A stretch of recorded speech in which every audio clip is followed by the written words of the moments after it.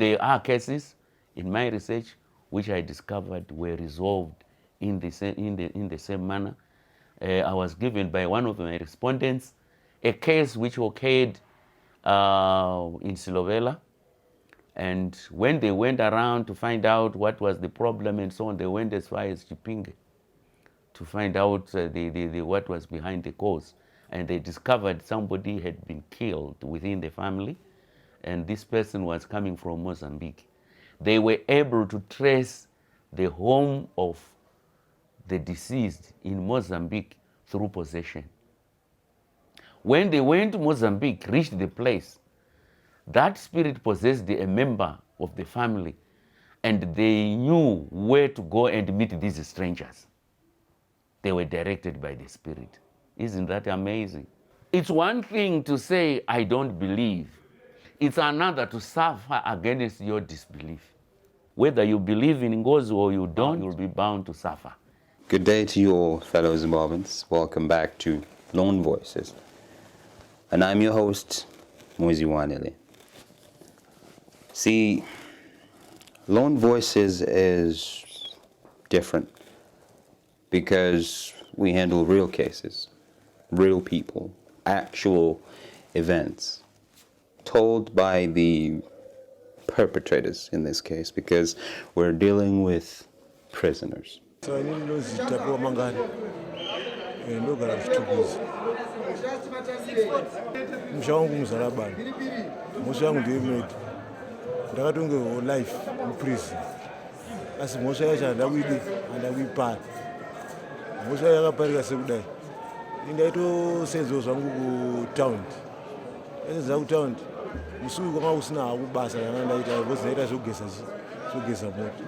Saka ndakati ndizandikumze kuenda kumba. Musuku ndakadzira pamashops. Ndadzika pamashops. Pane mufana ndakasangana naye, mufana womarairo. Ndaziya mufana. Ndakatanga kuzoti kuti sei tongwadidoro taita sei ataimwe. Nguva dzafamba zvokusvika past 10 to 11. Ndakati une mufana ai ndakuta sei ndakuenda. Saka mukoma ina andikagara pana vachi ati vatakuperekedzana tese 10. Saka tiri pakati pekufamba kudaro. Patakanosangana nevarume vetuso vaitobva nekumberi kwedu.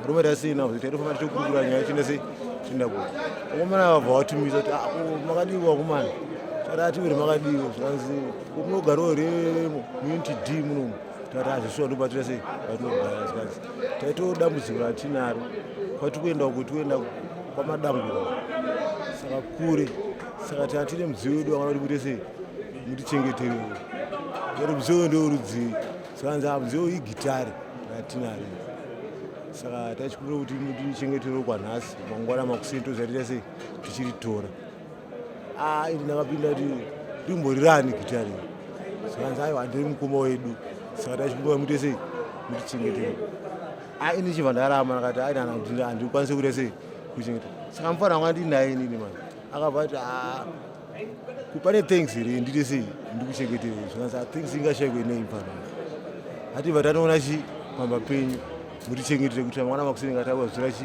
mudziyo here vanhu vayabva wirira ini chibva ndana zvangu chi kumba kwangu. You know, we often talk about African tradition, currently termed African science, in the streets as a puzzle to actual science. And did you know that we have a Witchcraft Act in this country, one that acknowledges witchcraft? However, you're required to prove it scientifically in the court of law. So how do you prove the supernatural? Mhuri yeZimbabwe indinoitwawo Maisokani aka Mbuya Soko, randinozivikanwa naro pabasa rangu chairo ndiri Mbuya Soko. Ndoda kutanga kutaura nenyaya yemhepo kana kuti yemunyama. Munyama yacho yakasiyana siyana. Handiti chinonzi munyama kana tochitsanangura pachishona chaicho chinonzwisiswa kana kuti chishona chinoda kuti munhu anzwe igwapa. Gwapa robatanidzwa nepakasiyana siyana. Vamwe vane munyama uya wekuti vanopomerwa mhosva yavasina kupara. munyama iwo kupomerwa mhosva yausina kupara.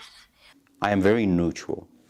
I try to be neutral in these cases because some of them are very sensitive. And not only just because they're sensitive, but because there are actual events, actual stories that happen, actual individuals who, if you were to go to Chikurubi Maximum Prison right now, you would see them after watching this show. And, you know, you literally can physically identify them.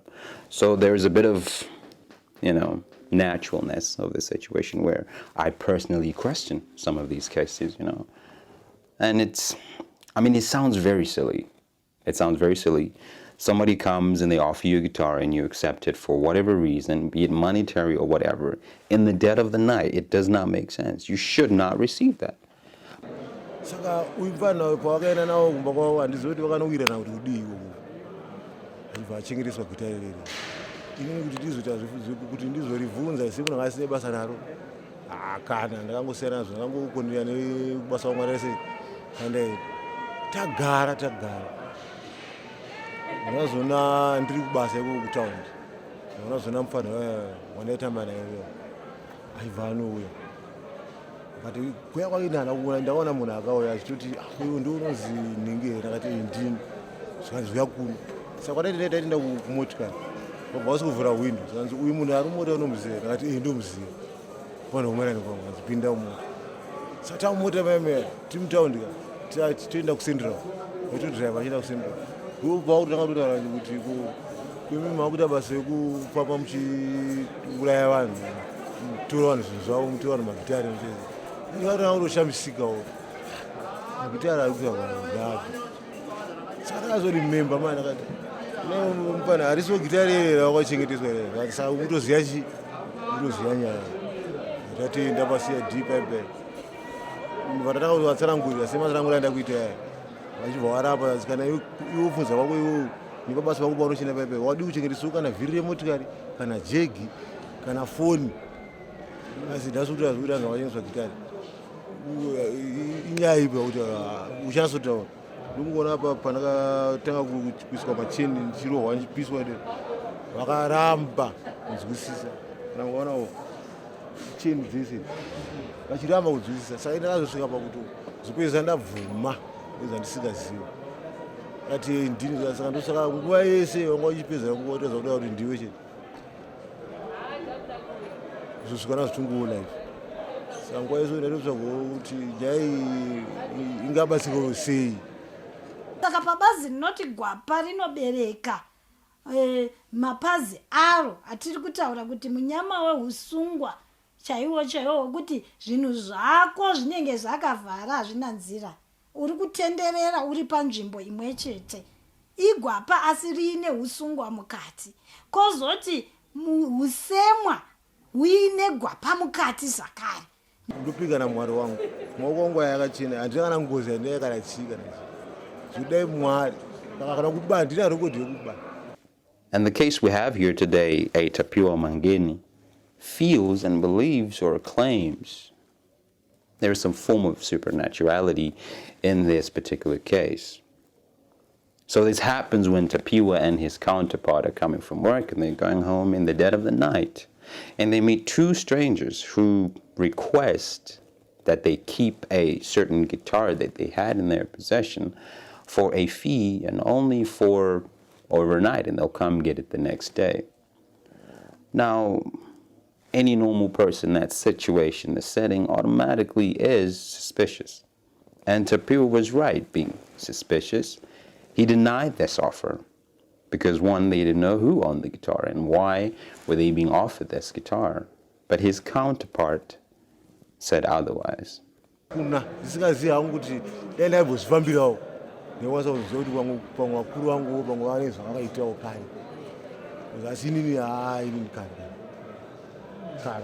Ndakapinda 219 ndikanzi live in prison iyo yakatonyorwa idzi isimbi dzamuri kunyora kuda izovishini ihomicide kuwane ndakazogona ndakuwara so but asi ndakaona ndakachingwa ndisuka necheni vachitaura nyaya yachi chakaitika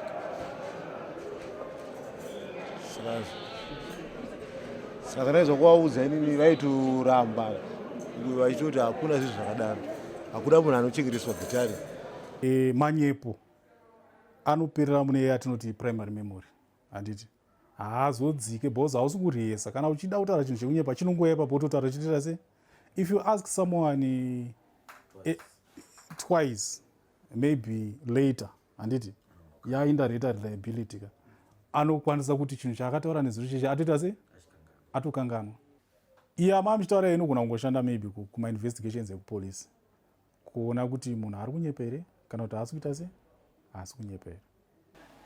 Mhepo dziri patatu, mhepo dziri isusu tinoti zita rababa neremwanakomana neremweyamuchena. Nditika kune mweya wengozi, kune mweya weurombwa, nditika kune mweya wekurasirirwa, mweya Mangani.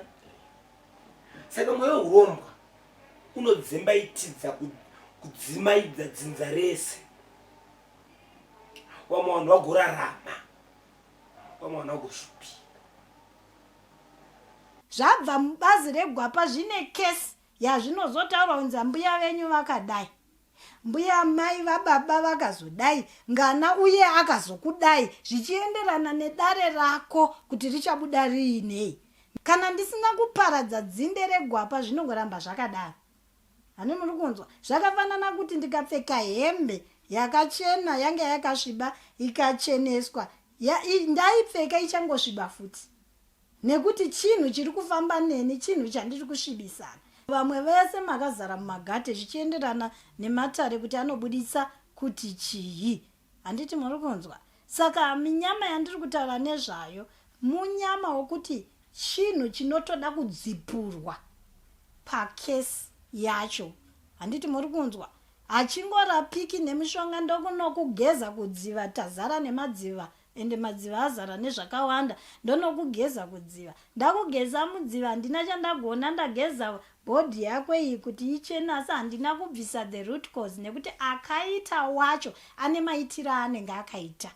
Ini kufunga kwangu ndeyekuti vanhu ava vanofanira kunge vangwane zvavainazvo zvekuti isusu takadzimaidzwa sei kuti imvana abvume kuchengetedzwa chinhu ichi. Uzi vanhu vacho havana kuzombodzoka. Amene kuti akaurayirwa kupi? Inini ndakaona uyu achitambidzwa gitari. Saka kubva kwandakaita inini kuti uyu nandina aizosviwa achipiwa gitari. Saka isipana anopiwa bhero manje. Uyu mukomana akatambidzwa gitari akabva atiza. Pamana vatasara neumwe wandisikaziva ainzi akatengesa fuchichi gitari racho aripo panapa akatotongoona izvi. Saka manyaya ita yatipo 3. Ini ndakaona achipiwa neuyu wekutengesa. Akapiwa wacho akabva atiza tiri pabhero. Akatiza tichiti rotondro. Saka nyaya isati yaromboiswa kunhikirini kuhigh court. Because ini kana polisi ndaenda tinodai kuti ndiripo, koti kwacho ndaenda tinodai kuti ndiripo, kusvika nyaya yazvichinjwa chizi nyaya haisi parotondro yakuhigh court. Ndakaenda futi kuhigh court ndikuona kasvika nchinda mazibobi ndaimukati kana nyaya yakusungukatirawo haisunguke muri panzi. So one, he's claiming to be innocent, and he's the one serving life in prison. The actual individual who received the guitar ran away. And not only did he run away, he involved another individual, in this case, where they were going to work, a fellow miner, and then this counterpart steals goods from this company and leaves that guitar there. And that particular individual had to then sell that guitar in order to try and recover the stolen goods. And this also ends him in prison. Let me just give a brief procedure, especially for murder cases. Kuti tinofamba sei kuma murder cases. Trial for a murder case inoitwa ku high court, not ku magistrate court. So the procedure basically is that there are some certain documents ekuti a lawyer must object to. A lawyer will object to the production of certain documents. One, There are what are termed extracurricular statements. For a murder case, unogona kutorwa nemapurisa zvakafamba sei and everything, or even the warned and cautioned statement. I have one of the murder cases which I was representing one of my clients at the High Court. The warned and cautioned statement and the other extracurricular statements, they were not confirmed by the magistrate, and they were brought before the High Court without them being confirmed. And the prosecutor tried to tender the unconfirmed, warned and cautioned statement, and I objected. So the lawyer will be there to object to production of certain documents for a murder case, starting from the unconfirmed, warned and cautioned statement. Magistrate court, they ask you, zvinhu zvawakanyora apa ndizvo here? Are you the author of the document? Did you not sign the document under duress? For my murder cases, obviously we know those ID guys, they harass you, they threaten you, they ill-treat you. Vanokisa kana kuri kusendera nekunonzi kubridge you. Konza ndikaenda ikoko vanondikwadza.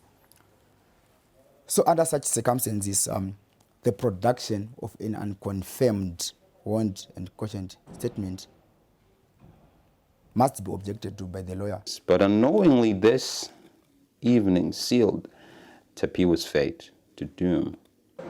ndaingomuziva kuti arifenda yangu chaishai, ndaingomuziva maraini achingofamba mupana mudiki ati aizera rangu iwe kutiza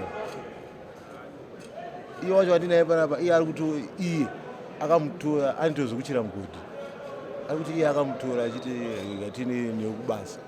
Saka iye paakanzi handi kubasa akabva atakura negitari riri abva asvika futi basa kweuyu kwaanga wakuchera mugodi kwekwe anzi achibva aba mabhegi esimende here nemabreakfast abva asiya gitari riri. Saka uyu ari kuti iye ini ndakazosara achitengesa kuti ndidzosere mabhegi esimende emurungu. Nyaya yakakura zvokuti kana mukauraya muri vashanu, iye wamauraya iwe wakapuwa, munhu wese wakapuwa simba rokuti unogona kuona kuti ndaurawa naningi. Nyangwe ukazomurova akugomera, asi munhu wese akapuwa simba rokuona kuti ndiwo ruoko rwako rwandigunzva. Hapana kunzvenga kwaunoita. Muri vashanu kudaro mauraya munhu, mutemo wengozi unoti blood line yomumwe nomumwe, dzinza romumwe nomumwe une ropa, toti ropa mumavoko make, unofanira kuenda kundokumbira ruregerero vagotanga kutaurirana kuti zvopedzwa sei, vachibvisa zvisinei kuti umwe wakambobvisa ng'ombe 50 kana iye munhu wamakauraya akamboti mose bvisai ng'ombe 50 nomukadzi pamusoro, zvechingobuda zvakadini, zvechingobuda zvakadaro. Musakanganwa kuti ngozi ndicho chinhu chakanga chakakosha mukurarama kwavatema, ndosaka takati sina majere. Nokuti zvaitoreva kuti iwewe ukanga waita mhosva yakaita saiyoyo waparira rudzi rwese. Saka kuti munhu uzoti kutiza zvatinoita mazuva ano zvinonzi unonzi apitiza mapurisa haasi kuonekwa, panga pasina zvokutiza, nokuti zvichatosara zvichirova hama dzako dzisina kwadzaenda, dzisina zvadzinoziva, iwe wakavanda kwawakavanda ikoko. Saka ndo jere rakakura kuchivanhu iroro rokuti ukatadza zvinoita kuti munhu agumbuke kusvika ipapo, muriyo waparira mhuri yose, waparira mhosva mhuri yose, uye hazvina mhosva kuti vamwe vanoti kusiri kuchiri gaachingogutsikana nokufa kwomunhu wani. Aiwa, nyaya iripo ndeyekuti nyaya ngaigadzirwa. Nyaya haisi yokutsiva, hapana element yokutsiva. Dei paiva nokutsiva kwainge waungofa munhu wani, but munogona kupera rudzi rwese nemhosva yekuti mune honye yakaipa mukati menyu. Hapana zvokuti izvi kutaura kwandiri kuti dai Mwari aidzika ekuti angwanzokuudza chokwadi, kana iye mufa ndinoshamisika kana kuti ivo vanhu vacho vakaurayirwa munhu vasingamutse munhu kuti vanhu vapenge vaite sei, ndinoshamisika onazvo. Kuda vamutsa, kuda havana yangu muko yega, asi kana usina kutotaurira kune mufi uyu kuti ndozvipo, taakuripa ngozi, taakukuripa kupondwa kwawakaitwa, chizorora, uchengetedze mhuri. Hapana. sei inotorwaziwo kuti vamwanda kuti anzi munhu kana akaurayiwa anomuka ngozi yacho isingamuke ngozi yeruzivi isingamuke kuti vaoneke vanhu vakauraya munhu kuti vanhu vapi. Iye mukomana uyu ndiye akatotaurawo musairi kuti ndanga ndine uyu iye nyakutiza. Zvinokwanisika. Vamwe vanoti n'anga dzimwe dzinoti tinokwanisa kuti tizvimise, vamwe vanoti tinokwanisa kuzvimisa nokunamata. Asi pazvinhu zviviri izvi handiti kana mese rudzi rwese munofanira kunamata manamata zvokwanisika. Mese munofanira kuva nen'anga iyo, vamwe handiti havadi n'anga. Saka unozvipedza nen'anga sei? Iwe wazvitorera ndiwo wanzwisisa kuti uzvipedze, asi vamwe havanhinganikasa ngozi iya mhosva inozondobudira hayo kune vamwe vako. Iwe wanga wakaramba kakubuda pachena kuti ndo zvandakaita, yozondobuda nokumwe manje. Handimuona kuti mukuoma kwazvakaita.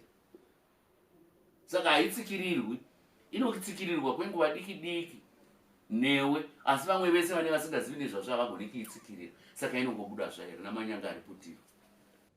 Ndiri muprofiti kaini, ndofanira kubvunza Mwari kuti chambokonzera dambudziko chii.